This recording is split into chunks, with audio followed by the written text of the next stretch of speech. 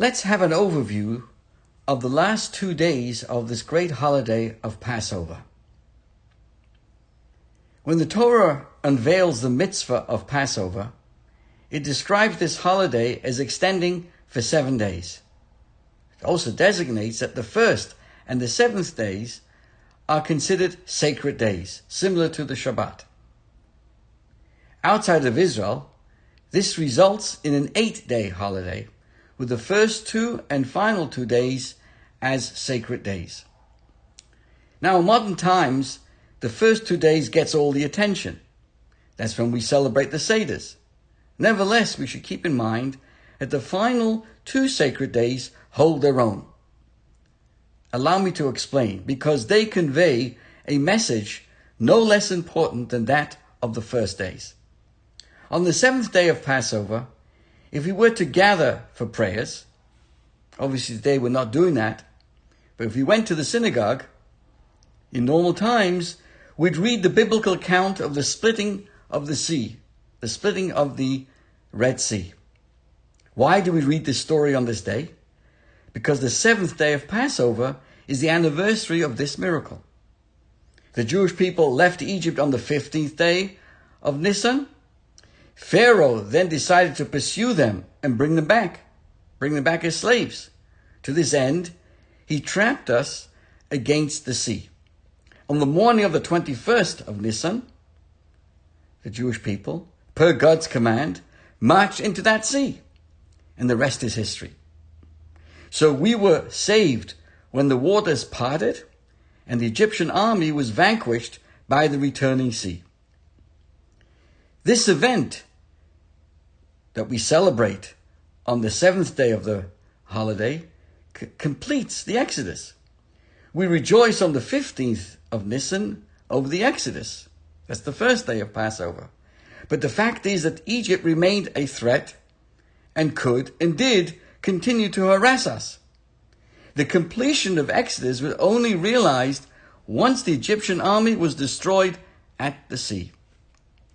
That is why we mention this miracle twice daily, in the morning and the evening prayers following the Shema. We always remember both leaving Egypt and the ultimate crossing over the Red Sea. And we dedicate a day, that's the 7th day of Passover, to focus on this, the completion of the Exodus. So the reigning sentiment on this day is not the destruction of our enemy. Our focus is on our salvation. In fact, the Talmud describes God as reprimanding the angels for singing God's praises while the Egyptians were being lost at sea. So this miracle, the crossing over the Red Sea, has become a symbol for our survival and our perseverance. Too often throughout our long history, we've been trapped against various raging seas with no seeming escape. And yet, we marched forward into the powerful waters and we came out on the other side. We face a number of significant challenges today. The virus, the challenges around the world. But we refuse to retreat or surrender. We march forward. The Talmud describes that when the Jewish people received the order to march into the sea, each person turned to his fellow and said, "I'm not going first." They didn't say, "I'm not going at all." They were happy to go, knowing that this was God's command. They just didn't see the need to be the first one. That's when a man named Nachshon jumped into the sea, whereupon the sea split. And since then, Nachshon has been the symbol for a bold person who is willing to take the initiative, even in the face of a daunting challenge. When we know something is right, we need to seize the moment and act. Too often, people rely on others to lead and get things done.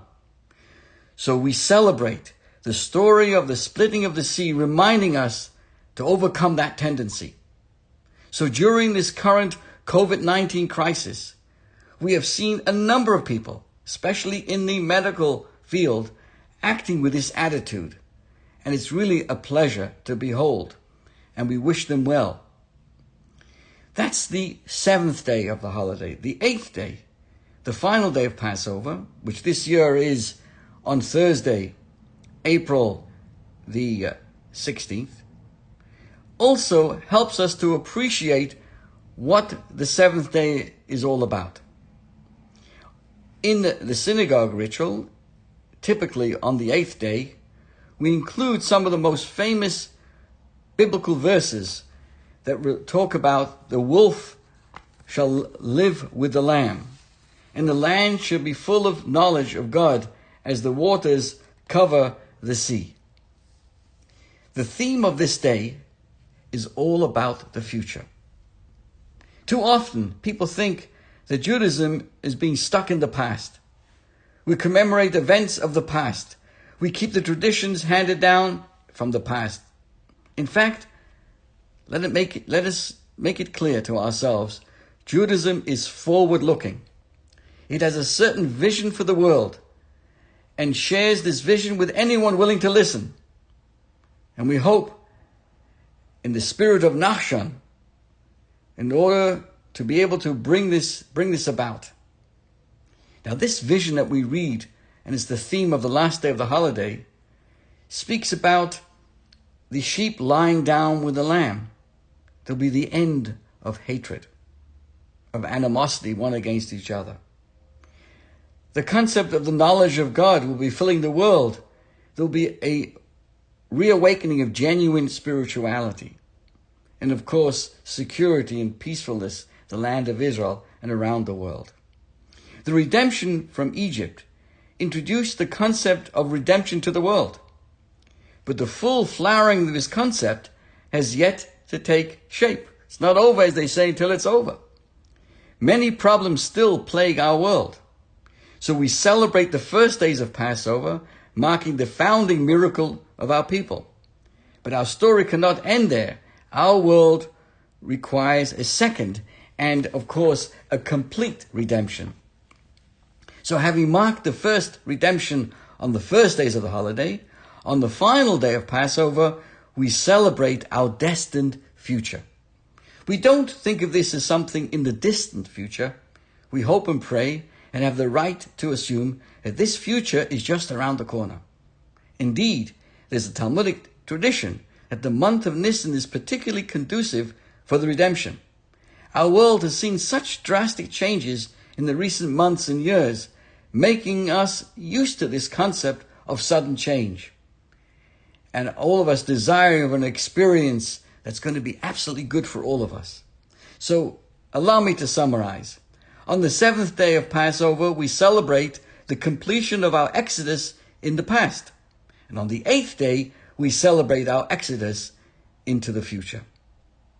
In truth, taking this a step further, the theme of the 7th fits well with the theme of the 8th. The splitting of the sea featured some qualities associated with the future redemption. This is because the miracle of Egypt only managed to free us from Egypt, but did not manage to eliminate the threats. The 7th day, the splitting of the sea, presented the complete end to that threat. This is, in a miniature way, what the future redemption is all about. It won't be a time of temporary solutions to all the perennial problems that we face. The future redemption will provide permanent healing with complete and total triumph of what is good and sacred. So, dear friends, on the final 2 days of Passover, we continue to celebrate the redemption of the past, which culminated in the splitting of the sea, and we also keep our eye on the future redemption that will complete the work of the first. Have a wonderful day.